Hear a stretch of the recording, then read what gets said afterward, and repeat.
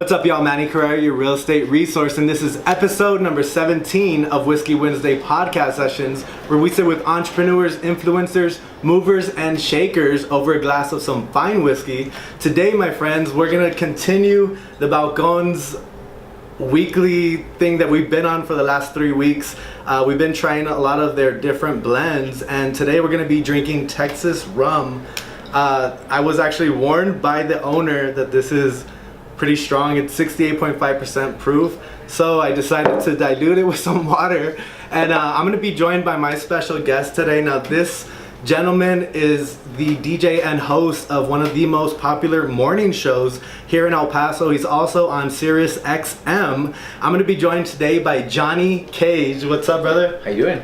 How are you? Thank you for having me. Yeah, thank you for being on the podcast. I'm really excited to have you on. You're probably one of the most famous, locally famous and well-known persons that I've had, people that I've had so far on the podcast. But really excited to have you on, man. I know that when I announced to my audience that I was gonna be interviewing you, a lot of people tuned out. Pretty no, they were actually pretty excited. Like, thanks, we got here. No, never mind. We'll skip Tuesdays. No, but they were really excited to just have you on because obviously, you know, Johnny Kage, the name itself is very well known, especially your voice. Yeah. We're sitting here pre-podcast just talking, and our marketing team's like, I feel like we're listening to the radio. I know. I get that a lot. Yeah. You're literally the voice of El Paso. So glad to have you on, man. Thank you for having me. You know, you're not gonna be drinking today. It's actually really early today, right? Yeah, it's Tuesday. It's 3 o'clock. It's Taco Tuesday. Yeah, it's Taco Tuesday for sure. But I'm definitely drinking some pretty good whiskey. So before we dive into it, let's kind of pass it to you. Tell us a little bit about yourself. For those that have been living under a rock for the last couple of years, who are you and what do you do? I'm a local boy. I mean, a local man here. I always see myself as a local. Been born and raised here from the Lower Valley. I grew up literally in the Lower Valley. You know, my father's a musician. My aunt was in radio. Music's always been a huge influence in my life. From my dad, you know, being still a musician to this day, having his own band. He was always traveling in and out, whatnot. I've always been a fan of music. I knew that's something that I wanted to do. It was a calling that I had. Since you were little? Oh, since I was little, big time, you know? And then I kind of figured out that I didn't really know how to play instruments. You know, I could hear stuff by ear and I could play. My dad plays the piano and the accordion, and he learned by ear. So at a young age, I knew I could, you know, kind of go along with the notes on the keyboard as well. But I never really pursued it, really never called my interest. Then I was 13 and I'll never forget, I went to a party and I saw a DJ and I was like, oh, that's so cool. I was just so intrigued by the turntables. And from then on, I mean, the rest is history. I started really getting into it. Going home, I noticed my grandma had a record player, and there I was trying to emulate what that DJ was doing that I saw at the parties, and it was nowhere near, you know how it was supposed to be. But I bought my first records when I was 13, started DJing when I was 14, and then 15 I started DJing in Juarez. You know, that's really, I really give Juarez a lot of props for really being my first opening the doors to me. Yeah. They were the nightlife scene over there was what really kicked it off for me. I did almost 10 years over there DJing in what we call the cabinas. I mean, a lot of you guys don't remember Juarez never closed. It was like Vegas. It was 24 hours. Holy shit. Just nonstop. So I started over there. I mean, and that's where I started, you know, meeting the right people, making the right connections, putting in work.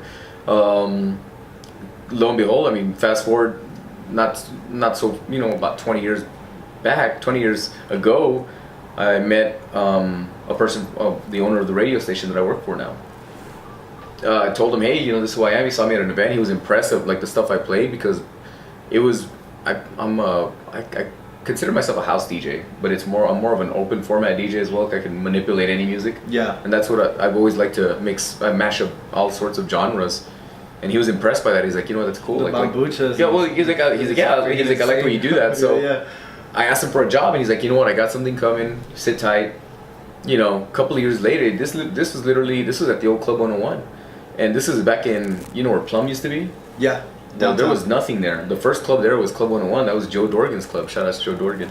That was his, you know, the first club, and you know that place everyone wanted to play there because like that's where all the cutting edge music was at. Got a guest spot there. Started DJing there little by on off nights when the other DJs weren't playing, and owner comes back, does an event from the radio station, says, hey, I'm going to be doing this radio station, why don't you try out for it. Cool. I was excited. I'm like, heck yeah, So it was tryouts. Yeah, it was tryouts. For your job. Literally I got picked up from El Paso, driven to Juarez, and because they had their office over there, I did what we call an air check. So basically it's pretending you're on radio, like, hey, listen, blah blah. I didn't know what the heck I was doing. I was just like, okay, cool. So you had to entertain as well as. Well, yeah, it was just basically going in the studio and recording my voice, like is what we call doing a break, kind of like what we're doing right now. Mm-hmm. And I waited a week, 2 weeks, 3 weeks, a month, 2 months. Finally, I get word back 3 months later.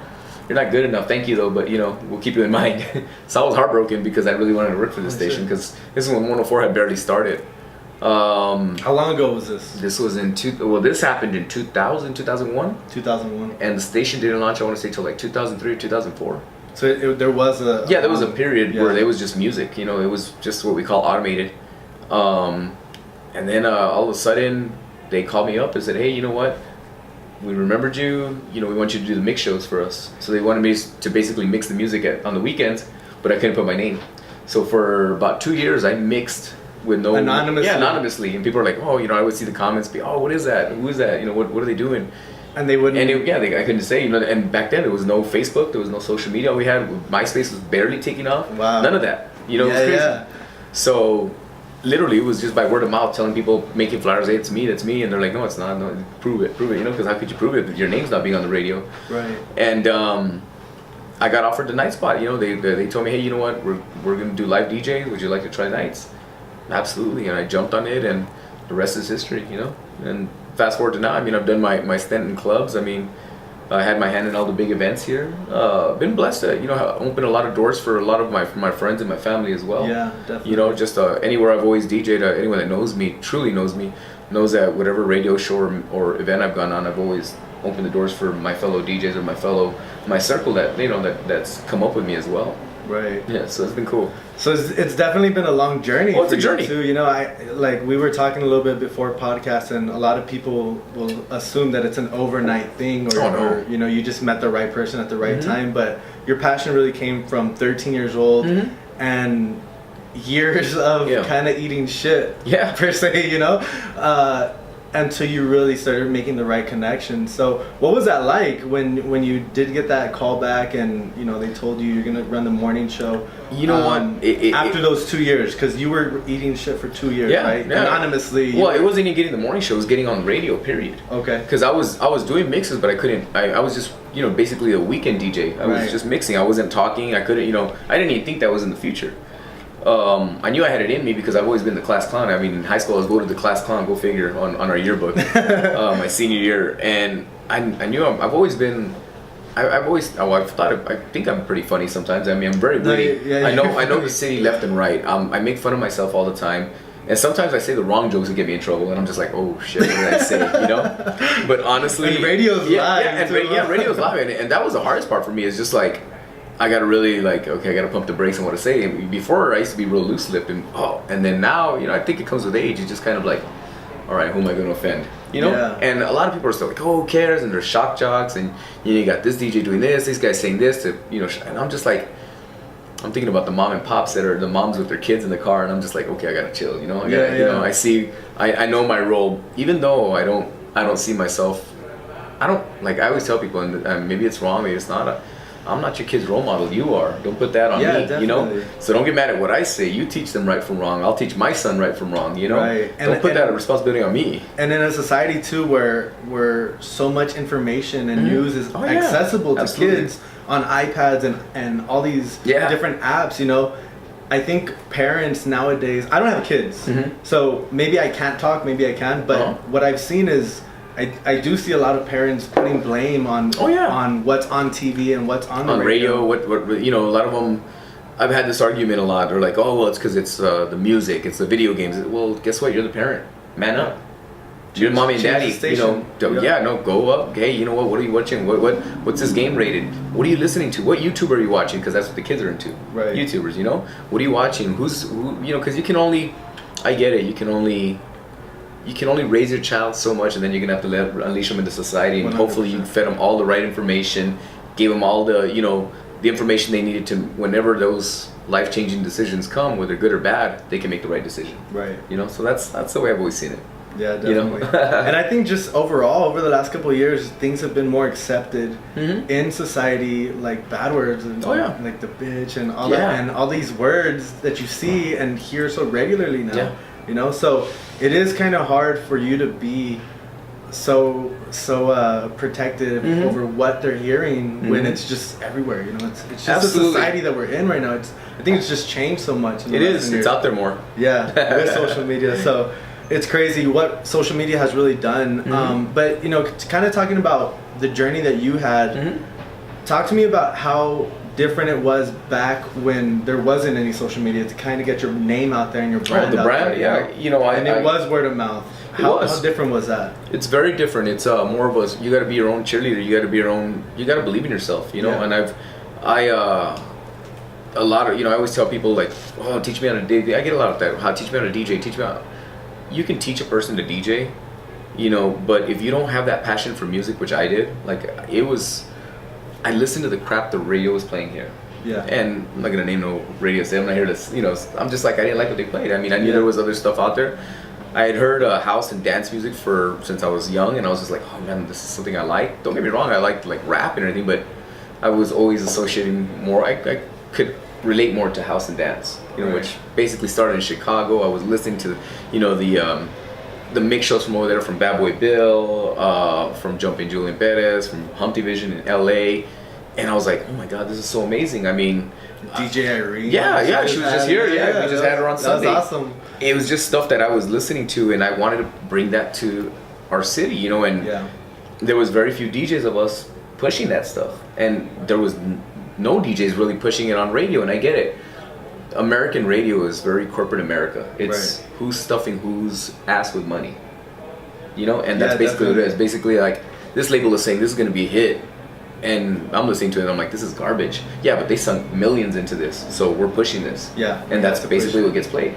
Then I met our boss at my radio station, and the owner, and was very open-minded and very like, I like this. I like the different. I like how it's different. How this is gonna blow up soon. This is gonna we were playing the Sophia Lisbex's Murder on the Dance Floor, which when I heard the first time I was like, that's awesome. I was hearing the the Moonies, Doves. I was listening to like different Glasgow's, IO, and I was just like, wow, this is you could tell dance music and what they call it EDM now, which I think is cheese. It's just always been dance or house music. Yeah. And you knew it was about to blow up. And honestly, it was going back to guerrilla marketing, like how we call it. It was just like, I couldn't get on Snapchat and be like, hey, check out this new record. It was basically, you'd make a flyer, you'd basically take it to Kinko's, and you'd pass it out at the mall. You'd pass it. We go to clubs, or we pass it out. We made demos and on mixtapes. Literally on Mixtape is Fire. We make it we record on a cassette tape, and I take it to the club owners and be like, check me out, man. What do you think? Let me know what you think. Blah blah. And a lot of times they're like, get out of here, But you just need that one break. You got to be consistent. You got to be persistent and consistent. That's how I always saw it. Yeah, definitely. I was basically that pain in the ass trying to go, hey, let me spin. I was a young kid, like, let me spin, dude. Let me show you. Like, I remember, I'll never forget. My big break came when the late great Willie Moya, who basically owned majority of the clubs in Juarez back in the day. Actually, yeah, I'm familiar with the Moyas. Yeah, you probably know Ricardo. He told me, you know what? I'd done a 20 below. DJ'd at 20 below on a Sunday, and by chance he was there, and it was his club, and he's like, I like how you play. He's like, would you ever DJ in Juarez? I was like, yeah, I've always wanted to. And he's like, okay. He's like, I'm gonna have someone come pick you up. He's like, be here Wednesday. I'm gonna have one of my guys pick you up. They're gonna drive you over there. You're gonna play over there. I was like, oh, excited. Yeah. Well, they didn't tell me that Wednesday was the worst night at this place, and it was at Vertigo, and this is, Vertigo's been around forever. It's been an iconic club. Vertigo's it's been around forever. Yeah. So I don't think I ever went. When I had gone to Juarez, when I was starting to party in Juarez, it was in high school, my sophomore year, because out there in Juarez they're super lenient, right? The Dirty Derby. Yeah, Dirty Derby and all that. So I never got to experience the the old, maybe chamucos. Yeah. You know, you got the end of it. Yeah, I did catch the end of it before it got a little heated over there, but it was definitely a different. It's a different vibe. And you know what? The first time I went over there to play, literally I was a teen, and it was a Wednesday. They picked me up. I remember there was 20 people at that place. Everyone was just sitting around drinking, and I got up there with my record crate because I used to I DJ with records back then. Yeah, and it wasn't on my laptop. Nothing. It was just and he tells me, he's like, if you can make people dance, you got the job. And I was just like, all right. Your audience was 20 people. 20 people. I'll never forget that. And I started DJing, and I was playing stuff that they weren't playing there. I was playing a lot of the different stuff. Like back then, it was very Latin oriented. What they were playing in Juarez, I was mixing that, but I was doing it with the American flavor.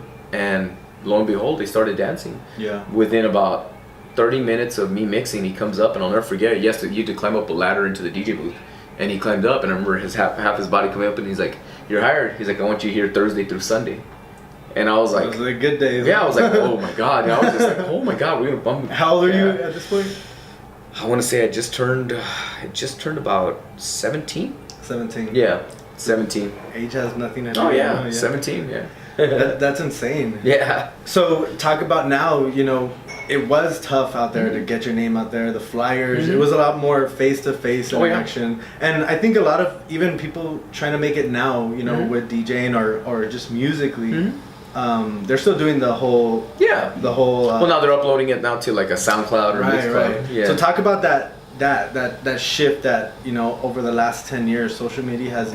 It's made it a little bit easier, I think, in my opinion, to kind of get your name out there. Well, marketing is everything. I've always learned that. At an early age, I was like, if no one knows me, how are they going to book me? Yeah. That's. I sat down and I thought, I want to be. There was one point where I just sat down and I said, I want to be a household name.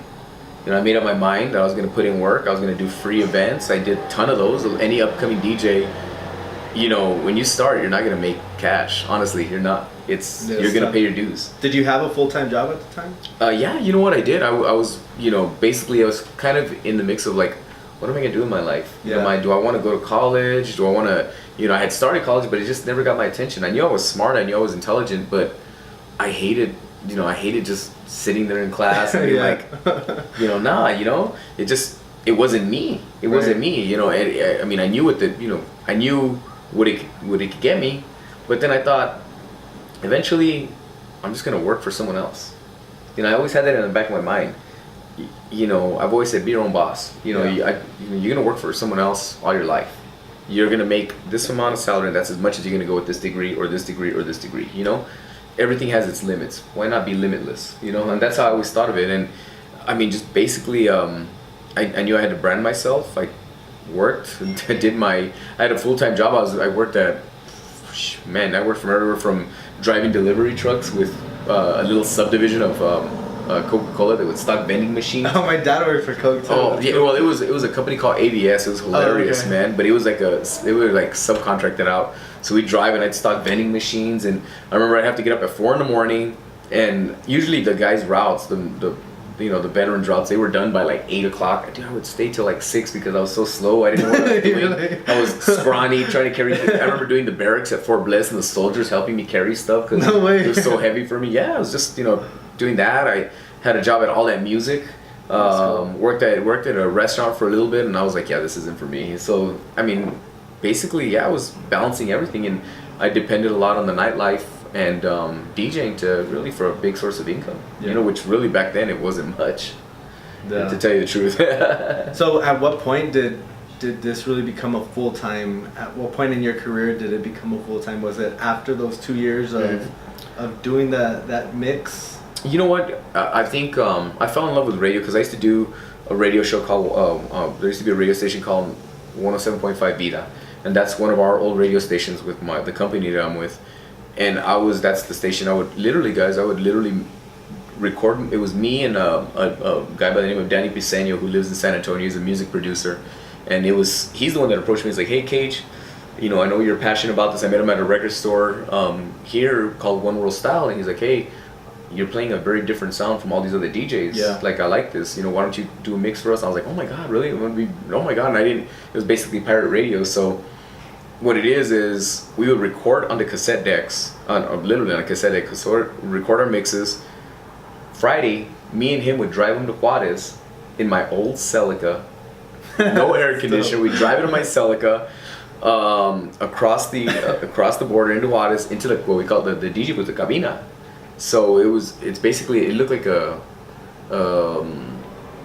literally looked like a clinic.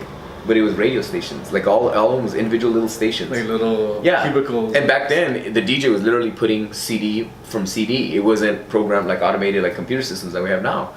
So we take it and we'd write on my mix, okay, this one's gonna air from 9 to 10, this one's gonna air from 10 to 11, this one, and we'd stack them, we'd tape them, and we leave them there, and then we'd drive back. Ready, yeah. You don't know how many times I got stopped by the cops in Juarez, by the Federales, it was crazy. And how much back and forth. Yeah, back and forth, and they kind of started getting the wind of, they keep tabs of who's coming in and who's coming out, they really do. Who's this guy with all these cassettes? And after a while, they started knowing me, And after a while, then, I was working in Juarez, I was working for this, and I remember my boss gave me a card telling me, if you ever get stopped, just show him this and you'll be good. And I never knew what he meant, and I'm like, all right. So many nights I got stopped in Juarez just because I had American plates, I had my Texas plates, and I'd show them down, they're like, okay, go ahead, just like the way you see in the movies. It was like that. I didn't know what was going on. I was like, I was dumbfounded to it, Yeah, I was like, all right, cool. I was like, all right, it's my boss's, it's a business card, all right. I'd just go and work and come back, and that was my life, But yeah, I mean, that's how really the come up was, man. It was just really, really what I call guerrilla marketing. Was getting in people's faces, saying, check out my mix, or doing car shows here, doing events, and I if any opportunity I had to DJ back in the day, I would do it, just so people could see my face and I could put my brand out there. I used to have a banner that I would carry and hang over when I would mix, that would display my name. There was no social media plugs. We didn't have no handles. There was nothing. There was no nothing. There's no at Johnny Kage. No, I remember when the internet came on. I remember, I was like, damn, this is weird. I remember trying to. It was confusing. I think for everybody. Yeah, it was like, I can do what with this? I didn't believe it. Yeah, it's like, it's going to space. Yeah. Like, what do you mean? Where? Where's the wires here? Yeah, it was super weird. But that really transition, I think it's just in general, the internet and social media in general has just changed the world that we live in. Oh, yeah. Well, you see it as marketing too. Yeah, definitely. I mean, I see everything being marketed from real estate agents to radio shows to everything. It's competitive. It's competitive and aggressive, but I definitely think that right now there's definitely a land grab. Mm-hmm. With attention and with the exposure that you can reach. Oh, yeah. Nowadays, it's insane what an ad can do, or how many people it can reach. So absolutely, it's crazy. But so talk to me about the morning show. How's that been for you? Obviously, anybody that's going to work at that time is listening to you and laughing with you. I know there's a bunch of characters and things that you guys talk about and topics. So how's that been over the last couple of years for you? You know what? It's been amazing. I've been truly blessed. I mean, I started off doing nights, and it's funny because this is how much I didn't really know about radio when I started. I was doing nights, and I loved it. I love nights. I was like, I get to interact with kids and how amazing and this and that. And then one day my boss calls me in and says, our general manager calls me in and says, hey, you know what, we want you to do afternoons. And I was heartbroken. I was like, afternoons? Why? I was like, oh, it was a 3 to 7 shift. I'm like, oh man, do I suck now? And they're like, no, I think it's just time for you to transition, this and that. Right. What I wasn't seeing is that they were seeing my maturity level as far as age-wise I wasn't relating to my crowd at night anymore. It was more, because at night you tend to have more kids. Mm-hmm. So if you're not really targeting that audience, you're losing ratings. Radio is all about ratings, And those are all trackable. Yeah, absolutely. So did afternoons, I was heartbroken. And then I was like, wait a minute, this is a good move. I thought it was a bad move. You started seeing, I started interacting with more people that you wanted to interact. It was a very different, especially at Drive at 5, which is a very important drive time. We call it peak hour in radio. Yeah. And I have 8 years now? I want to say 8 or 7 years. I don't even know how long I have on the mornings. They approached me about doing the mornings, being, hey, you want to do the mornings? And I was like, absolutely, When I started out on 104, I basically brought Javi along. I brought my brother along, because I've known Javi for a long time. I met him at a record shop. And at All That Music? Well, you were working there? Yeah, while I was working there, I hired Javi. Well, no, I didn't hire Javi, but they hired Javi, and then they fired me. And I trained Javi, and then they fired me. Yeah, go figure. Yeah, so that was a funny story about it. But honestly, Javi's been my right-hand man at, any radio show I've done. I've always gotten in. I've always kept the door open for my friends and guys that have just, hey, you know what, man, like I want to show my music and I want to showcase my stuff. And the good thing is too that you guys have a really good chemistry. Like, well, it's because we know each other. We literally grew up. We're from San Jose Street, right down the Lower Valley. We're literally 2 minutes by away. Bel Air, right? Yeah, well, it's kind of like Riverside. I grew up in the Riverside area, but yeah, it's literally. I'm from the Lower Valley too. Yeah, there you go. Yeah, I mean, it's Lower Valley kids never die. Shout out EP Goons. You guys don't know. No, but it's. I'm just kidding. But it's weird because like. We grew up down not too far away from each other, and we were always together. I mean, we hung out. We hung out so much. We kind of knew like everything about each other. Right. And that's what translates on the radio. When I got approached with the morning show, I did my homework. I started learning more about radio. I started seeing, okay, what are we lacking? What are we missing? I listened to what we had, and I was just like, okay, cool. I was like, I sat there and I'm like, I'm not very. I have my political stances, but I'm not very political because to me. People are like, oh yeah, vote, it's going to make a change. Yeah, absolutely, you do that. But honestly, there's a lot of us that are realistic, and the way I see it, I was like, it doesn't matter who's in office, blah, blah, right? It's nothing's going to change. We're still going to be screwed up, whatever. And it's funny because there was always that thought process. And then I was like, okay, I don't want to take that approach because you could turn on another radio show and that's what they're talking about. Or you can turn on, they're talking about politics, they're very serious. Right. I just wanted to make people laugh, man. I want to make people remember, you know what, life's fun. You're here a short time, make the most of it, and laugh. And that was how I wanted to have that more hometown feel. Yeah. How people, when I talk about, all the white people live on the west side, it's it's stereotyping. Well, all the Mexicans live in the Lower Valley, and all the ghetto lives in the Northeast, and all the new people from Mexico live in the Upper East Side. People know what we're talking about. Yeah. That's if you've lived here all your life, you can relate. Yeah, even like when we talk about like. I'm very blunt, man. I don't sugarcoat nothing. Mm-hmm. I'm like when I talk about like, hey, Chico's got to go back to that government cheese that we like. They changed the cheese and we knew it. They changed the cup, we knew it. It just you got to be from El Paso to get it. Yeah, definitely. And that's the feel that I wanted to give everyone. Like I wanted to when you're driving the radio to hear. I mean, when you're listening to the show, basically like you're talking to your friends. You're sitting around, basically talking about you're just shooting the hoo-ha, whatever. Yeah. Especially with all that negativity that you see in Facebook and social media, I think they've gotten a lot better on filtering it. But I've even heard you guys say on the radio like there's been some bad stuff that's happened all across the country and the world, and instead of talking about it, I've heard you guys say like, hey, we're trying to lighten up the mood. We're trying to make you guys have a good time. Yeah. And that's what I think it's all about too. That's what I really think has a better impact than us having to hear and see it on Facebook and then having to hear it on the radio. Yeah, well, it's kind of like it goes back to, what's entertainment, what's media, what should be said and what shouldn't be said. Everyone has opinions. It's like nowadays it's so easy for someone to pick up a microphone and just say their thoughts and opinions. The way I see it, I was like, look, there's certain issues that I do want to touch. Especially when it comes to our youth, because our youth is what's going to take care of us. Definitely. That's our future. So I think in that sense, yeah, absolutely, I'm going to talk about school shootings. Absolutely, I'm going to talk about stuff that affects them directly. I have a 13-year-old son. Yeah. I mean, I want him to hear like, you're right. It's not cool to do this. It's not cool to do that, because I think if they're not getting that proper guidance or leadership at home, then someone's got to do it.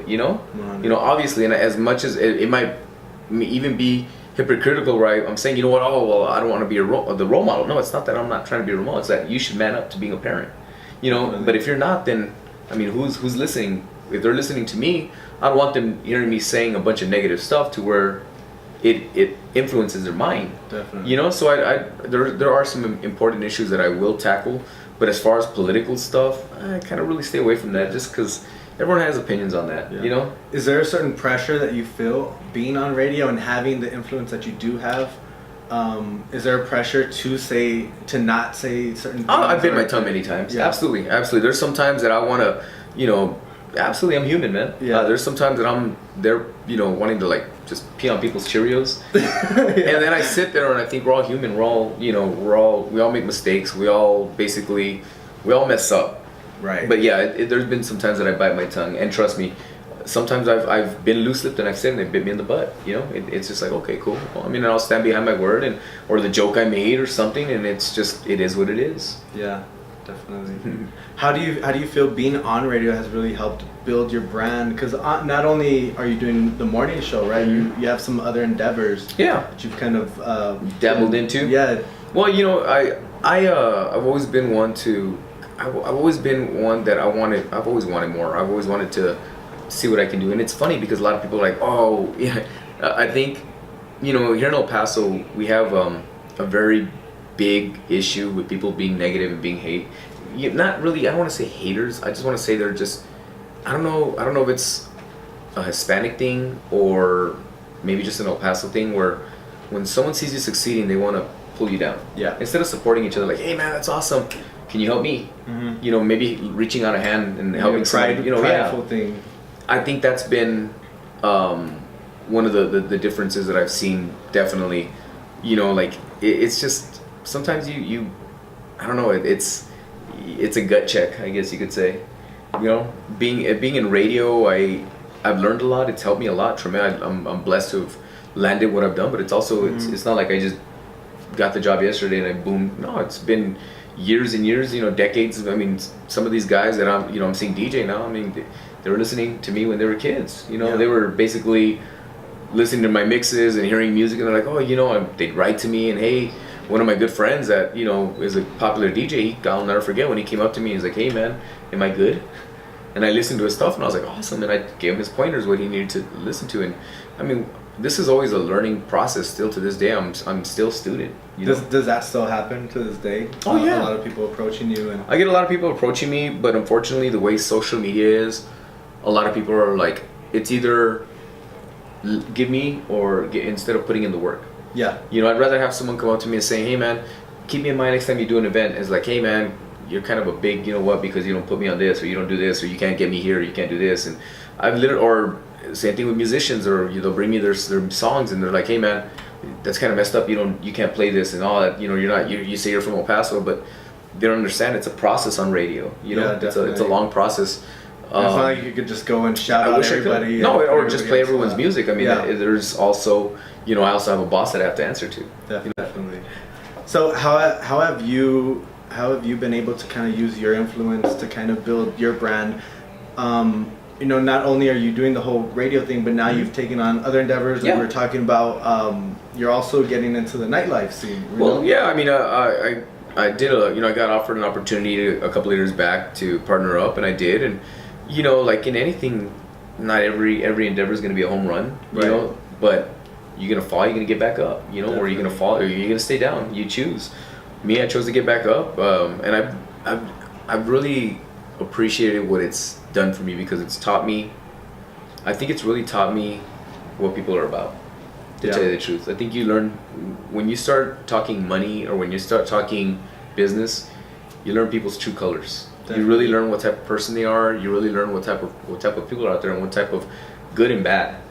But yeah, it's definitely been an amazing experience. It's influenced, the radio has helped me tremendously, with my name, of course, which has made me, and people are like, oh yeah, but no, I still got to go out there and, market. I still got to go out there. This has been since you were 13, 14. Yeah, I had my first, shot at owning or being a co-owner at a club.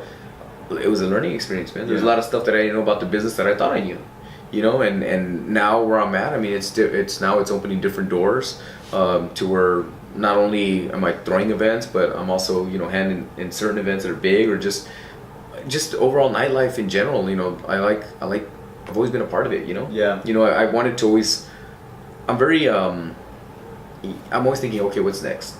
Definitely. And I wanted to, when it came to nightlife, I was like, okay, well, what's next? What this is cool, but what else is out there? I want to spread my wings a little bit more, if you know what I mean. Yeah, definitely. So that's the direction I'm headed in, and it's been amazing. Don't get me wrong. I mean, I love the nightlife experience. Owning a club has its glory days, and it's got its headaches. Yeah, for sure. You're only hot for so long, and then what's next? Yeah. And that's everything. Yeah, definitely. Where do you see right now the El Paso nightlife industry? Where do you see it right now? Because I know, obviously, like, everybody knows El Paso knows how to party. Yeah, absolutely. There's a lot of fun places that you could hang out here. But, talking a little bit about that, everything has its ups and everything has its downs. Especially nightclubs, you've seen a lot of, clubs come up and clubs come down real quick. So where do you feel the nightlife industry is right now in El Paso? Right now, I think we're at a plateau, and it's a trend. It's a circle. It's a trend. It's a circle. Basically, the bar scene is real big right now. Mm-hmm. Everyone's doing the bars, the patios. Eventually, that'll die out, and then something is going to come that's different. I mean, there was a moment where everyone thought downtown was going to pick up again, or this is going to pick up again. And I'm happy to see a lot of areas that are booming again, like downtown and like Cincinnati. For a while, Cincinnati was a ghost town, Yeah. And that happened when I left to Miami. I came back and I was like, what happened? Like, Cincinnati was hot. Now it's starting to pick up again, and now you're seeing downtown so much money and being poured into. They're starting to do so much the right thing. I think there's a niche for everyone. There's something for everyone. There's more than enough people for everyone. That's why I was like, don't be discouraged to open a place because there's more than enough people for you. Definitely. I've always said that it's just like in anything. You're always gonna have your ups and downs. You just gotta reinvent yourself and rebrand yourself. I think. Yeah, definitely. There's no shortage of success. I think Absolutely. It's super important. You just always push the envelope. I did that with music, man. I mean, it was. I still remember when I was DJing. I'd drop rock into my sets and people were like, what the hell? What do you mean? Why are you playing Guns N' Roses? Why are you playing Metallica? Well, I was like, something different. Or why are you playing a cumbia? Why are you playing a corrido? I've always incorporated my ethnicity with like my sets because I'm proud of where I come from. I'm proud of my Mexican heritage. I'm proud of being Hispanic and Latino, and I think we need to, show our kid I guess so much not so. Excuse me. I guess to remind our kids, be proud of what you are and where you come from, whatever race that is. Yeah.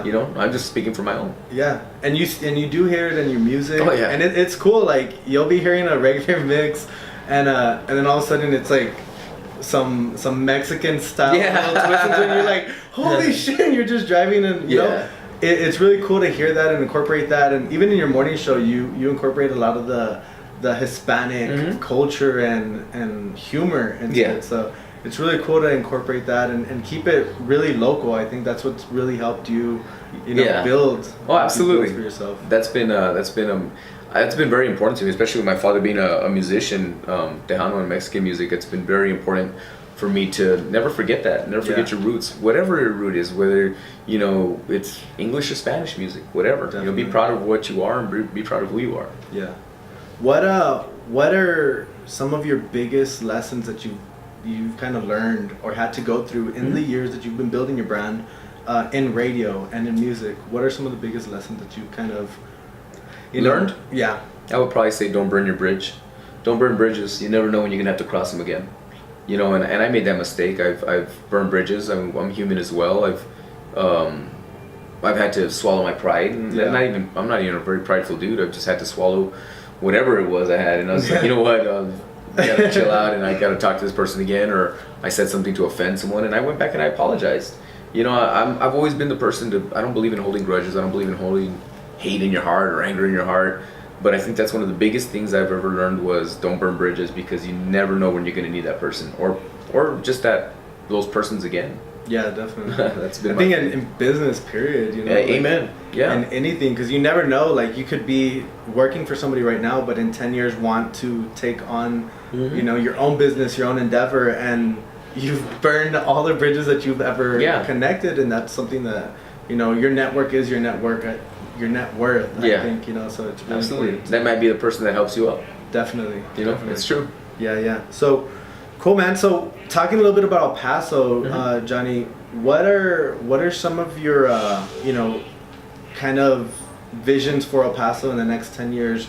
Obviously, you've been able to see not only the nightlife over the last couple of years, you've been able to see radio and just music in general, the influence on music that the city has kind of adapted to. Talking about EDM and house music, it's really come back full force. I think El Paso is one of the biggest EDM cities. Influence cities. So where do you see El Paso going in the next 10 years and with this influence that we've had so far? Well, I definitely see us in the right direction. I say this constantly on my radio show. We're a big city with a small city mentality. We need to break that. There's a lot of people, not only young, there's also old, that want to see it go in the right direction and move towards getting to where we need to be. I really do see us growing. We're growing. As you see, not only the east side, the west side is growing. I mean, anywhere you look, they're building stuff. You know, we got to be acceptant, a little bit more acceptant to change. Right. And I think that's been the biggest thing, especially for people that are set in their ways. But I definitely think we're in the right direction. You know, we can get some better paying jobs down here. Definitely. We can get some better, even people that are scared to, you know, jump into the business world. Take a chance. You never know, that leap of faith could be the best leap you've ever made, or the best decision you've ever made. And you're gonna fall on your face. You know, but I definitely see us growing in the right direction, and it's exciting to see, not only musically but you know, economically. It's a beautiful thing, because I always thought it was going to take us about 100 years to get there. Yeah. And we've done it in about less than 20. Yeah, I think El Paso's really transitioned into, you know, the direction of getting into becoming a big city, you know, the big city that I think we deserve. Yeah. And just seeing that transition, I think I know exactly what you're talking about, with people here being a little closed-minded to the growth and to accept things that are. Well, look at the Chihuahua Stadium. Yeah, you know, yeah. That was the biggest debate in El Paso. Oh my God, it was horrible. It was horrible. Worst idea ever. Yeah, I was in Florida hearing about it, and I was like, dang. It was the biggest fight, and I remember, you know, there was people protesting and marches, and I'm like, and then it's turned out to be the greatest thing that's happened to El Paso. Yeah. You know, by far. Definitely. Yeah, and I'm excited. I mean, that's really what made me want to move back from Miami. I was living in Miami. Oh, so, yeah. You can imagine. Yeah, but seeing the growth out here, I came to visit, and I was like, holy shit, you know, the city's getting big. There's so much money being poured into it, so much development that's happening. So it's really crazy.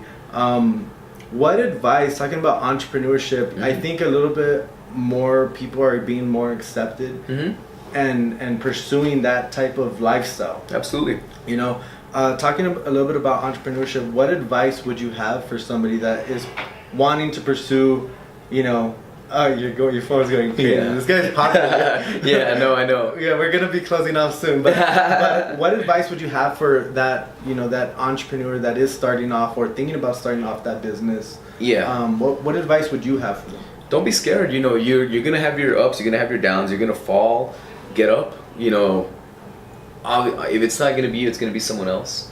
You know, be a risk taker. You know, you never know till you're gonna try. I used to be so scared of change. I was one of them. I was the one that was always like, you know what, I don't know, I'm just kind of like, I'm okay here, but do I want more? It was never really, it wasn't, you know, really wasn't about money. It's sad. It was more about breaking out of my comfort zone. Yeah. You know, I never thought about that, like, man, this is it was more about, oh man, can I do this? And then having the confidence in yourself. You know, you got to believe if whatever you're good at, if you're good at painting, be a good painter, be the best you can be.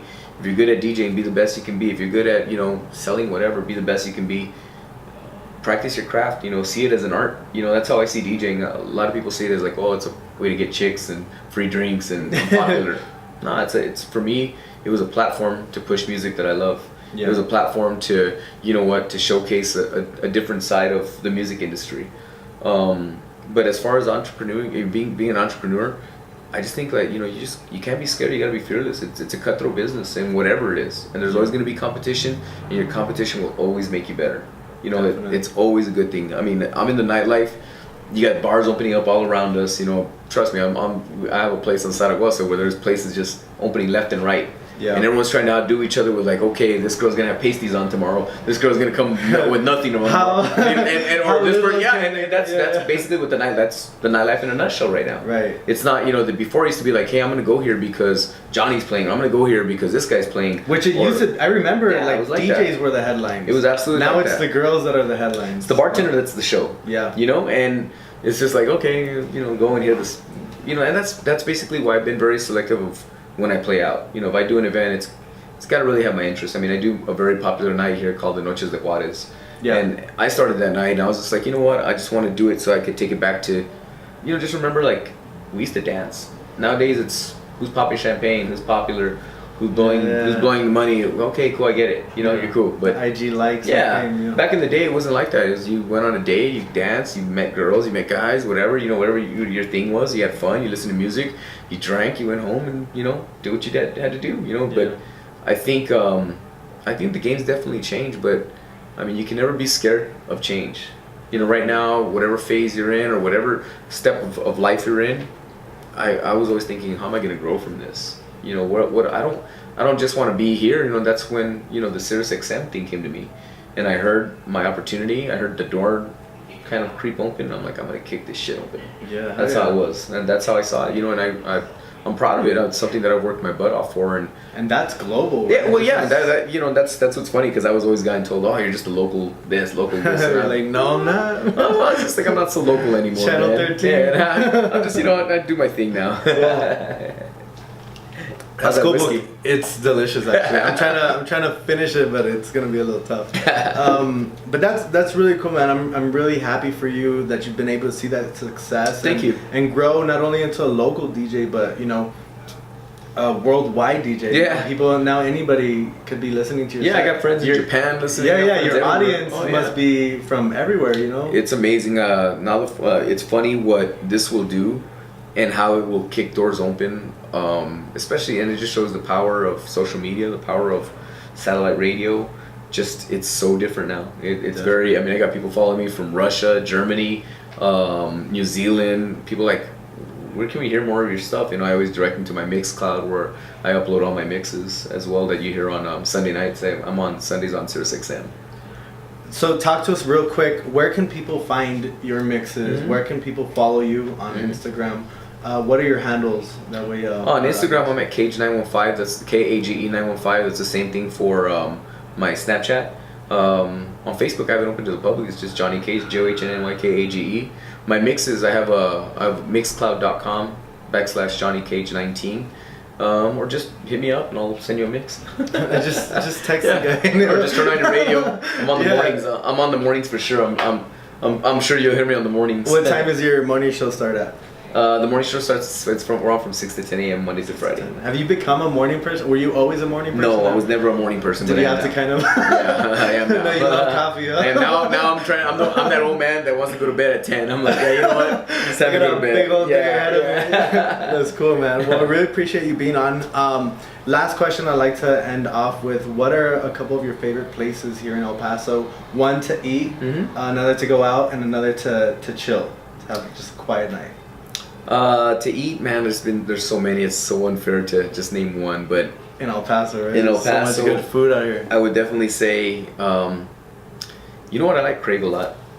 I like Crave. That's one of my second person on the podcast. Yeah. I like Crave a lot. To relax or to go out, it's got to be my own place. House party. House party. Yeah, definitely house party. Over on Zaragoza, right? Casa Zaragoza and Desde el Sol, excuse me. Yeah, or any night you see me playing, that's my favorite place. And chill. As far as chill, at home. Home. Yeah, nothing like a nice night at family. home. Yeah, just watching my favorite Netflix. Hell yeah! What's your favorite Netflix show? El Chapo. I like watching those movies, man. I like watching the documentaries and all that stuff. But yeah, I like that. Or something about Pablo Escobar. Yeah, I like all the gangster ones. Pablo's been popular on Netflix. Yeah, There's like 1,001 different documentaries. Yeah, no, I watch a lot of Netflix gangster specials. Hell yeah! Well, Johnny, I appreciate you again, man. Cheers. And thank you for having me. Yeah, thank you for being on. To everybody listening and watching, make sure you guys tune in next Wednesday. We're gonna be special guests. We're gonna have special guests every single Wednesday, just like Johnny Kage. Make sure you guys follow him also and check out his music. This guy's really the voice of El Paso. Thank you. And I'm super honored to have you on, man. Appreciate it. Appreciate it. Thank you again. Thank you. Appreciate it.